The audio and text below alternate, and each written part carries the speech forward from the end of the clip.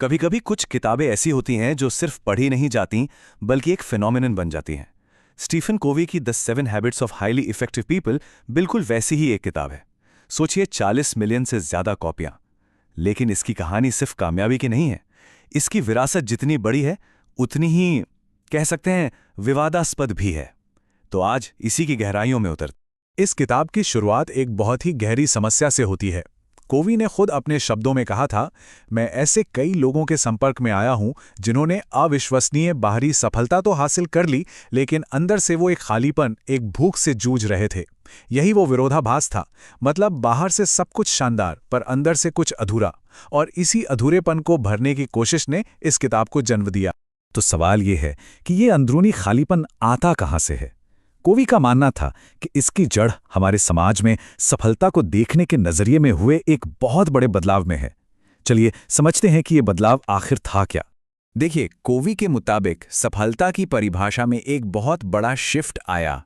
पहले मतलब world war 1 से भी पहले सफलता का मतलब होता था कैरेक्टर एथिक, मतलब इंसान का चरित्र कैसा है, उसकी ईमानदारी, उसकी विनम्रता, उसकी निष्ठा, ये सब चीजें मायने रखती थीं। लेकिन फिर धीरे धीरे फोकस शिफ्ट हो गया पर्सनैलिटी एथिक पर। अब क्या मायने रखने लगा? आपकी पब्लिक इमेज कैसी है, आप कितने चार्मिंग हैं, आपकी स्किल्स क्या हैं। मतलब असली चीजों से ध्यान हटकर दिखावे पर चला गया, और ये बहुत बड़ा बदलाव था।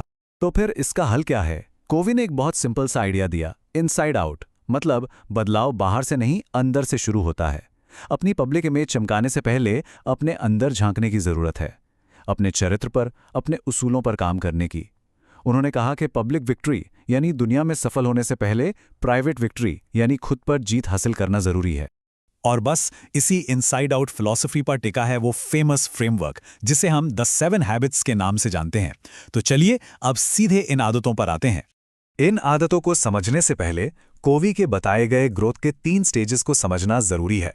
पहला है डिपेंडेंस या निर्भरता, जहां कोई आपका ख्याल रखता है।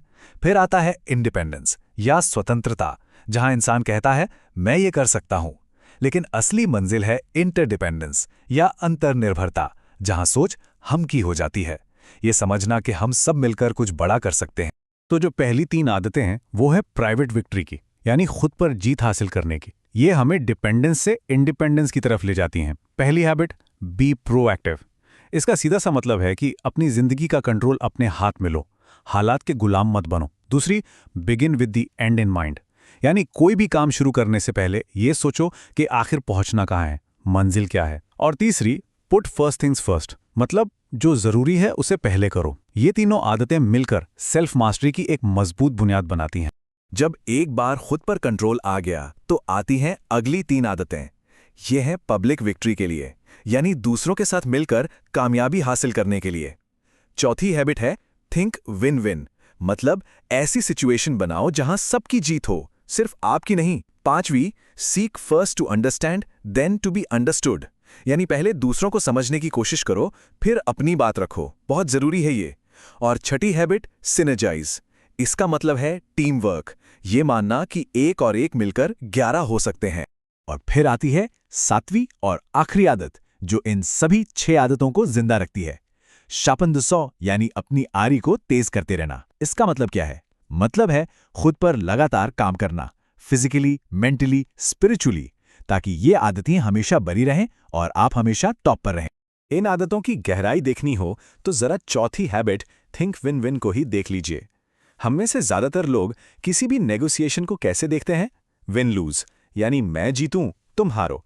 लेकिन कवि ने इससे आगे बढ़कर कई और ऑप्शन दिए, जैसे विन विन और सबसे पावरफुल विन विन और नो डील।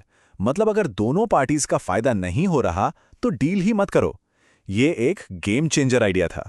अब ये जो आइडियाज थे ये सिर्फ किताब के पन्नों में बंद होकर नहीं रह गए, बल्कि ये कॉर्पोरेट बोर्डरूम से लेकर स्कूल के क्लासरूम तक पहुंच गए। आज की तारीख में इन आदतों को प्रोजेक्ट मैनेजमेंट में इस्तेमाल किया जा रहा है, स्टूडेंट्स को टाइम मैनेजमेंट सिखाने के लिए यूज किया जा रहा है, और तो और लीडर इन मी जैसे प्रोग्राम के जरिए दुनिया भर के स्कूलों में बच्चों को लीडरशिप स्किल सिखाने के लिए भी। मतलब इसका असर वाकई बहुत बड़े पैमाने पर हुआ है। लेकिन कहानी का दूसरा पहलू भी है। जैसा अक्सर होता है, जब कोई चीज बहुत ज्यादा पॉपुलर हो जाती है तो उसकी आलोचना भी उतनी ही होती है। और इस किताब के साथ भी ठीक यही हुआ। हर कोई इसका फैन नहीं है। तो सवाल यही है कि आखिर इतनी पॉपुलर किताब इतनी विवादास्पद क्यों है? ऐसी क्या बात है कि जिसने लाखों लोगों की जिंदगी बदली, उस पर इतने सवाल उठाए जाते हैं? इसकी आलोचना कई लेवल पर होती है। पहली, कुछ लोगों का कहना है कि इसमें कोई नई बात नहीं है, बस कॉमन सेंस को भारी भरकम शब्दों में लपेट कर पेश किया गया है। दूसरी आलोचना ये है कि ये एक कॉरपोरेट ग्राइंडसेट को बढ़ावा देती है, मतलब काम काम और बस काम। तीसरी बात, इसमें लेफ्ट ब्रेन राइट ब्रेन जैसी पुरानी साइंटिफिक थ्योरीज का इस्तेमाल है जो आज आउटडेटेड मानी जाती हैं। और एक बहुत बड़ी आलोचना ये भी है कि इसकी कामयाबी के पीछे फ्रैंकलिन कोवी कंपनी का जबरदस्त सेल्स और ट्रेनिंग मॉडल है, जिसने इन आदतों को एक बहुत बड़े बिजनेस में बदल दिया। खास तौर पर स्कूलों में चल रहे लीडर इन मी प्रोग्राम को लेकर काफी बातें हुई। कुछ टीचर्स और पेरेंट्स की शिकायत है कि बच्चों को इन आदतों की भाषा रटा दी जाती है। हर बात में वही विन विन या एंड इन माइंड बोला जाता है, जिससे एक बनावटी और कुछ लोगों ने तो यहां तक कहा कि एक कल्ट जैसा माहौल बन जाता है। मतलब गहरी सोच की जगह सिर्फ नारेबाजी रह जाती है। एक और बहुत गंभीर आलोचना है इसके धार्मिक कनेक्शन को लेकर। शॉन पॉरी जैसे क्रिटिक्स का कहना है कि स्टीफन कोवे एक जाने माने मॉर्मन थे और उनकी धार्मिक मान्यताओं की छाप इस किताब पर साफ दिखती है, जबकि इसे बेचा एक सेक्युलर सेल्फ हेल्प बुक की तरह जाता है। देखिए, कोवी ने खुद ये बात मानी थी। उन्होंने लिखा था कि वो पर्सनली मानते हैं कि इन सिद्धांतों का सोर्स भगवान है। लेकिन दूसरी तरफ जो सेक्युलर क्रिटिक्स हैं, उनका कहना है कि अरे भाई, ईमानदारी या न्याय जैसे सिद्धांत इसलिए काम करते हैं क्योंकि वो इंसानी समाज के लिए फायदेमंद हैं, इसलिए नहीं कि वो ऊपर से आए हैं। उनके हिसाब से इन अच्छी आदतों को अपनाने के लिए भगवान में मानना कोई जरूरी नहीं है। तो इतनी तारीफें और इतनी आलोचनाएं, इन सब के बीच आखिर इस किताब की असली लेगेसी क्या है? क्या बचता है आखिर में? एक बात तो माननी पड़ेगी, इसका असर बहुत बहुत बड़ा है। 40 मिलियन यानी 4 करोड़ से भी ज्यादा कॉपियां बिकना कोई मजाक नहीं है। ये नंबर अपने आप में बहुत कुछ कहता है। और शायद आखिर में बात बस इतनी सी है कि इस किताब की कीमत हर किसी के लिए अलग है। जैसा कि रेडिट पर किसी ने बहुत अच्छी बात लिखी, अगर ये आपके लिए काम करता है तो बस ये काम करता है, फिर कोई और क्या सोचता है इससे कोई फर्क नहीं पड़ता। हो सकता है इसकी असली ताकत इसी में हो कि कोई इसके सिद्धांतों को अपनी जिंदगी में कैसे उतारता है। तो हम आपको इसी सवाल के साथ छोड़े जाते हैं, क्या द 7 हैबिट्स आज के ज़माने में भी उतनी ही रेलेवेंट है या ये बस अपने समय की एक किताब बनकर रह गई है? इसका जवाब शायद हम सबको अपने अपने लिए खोजना होगा।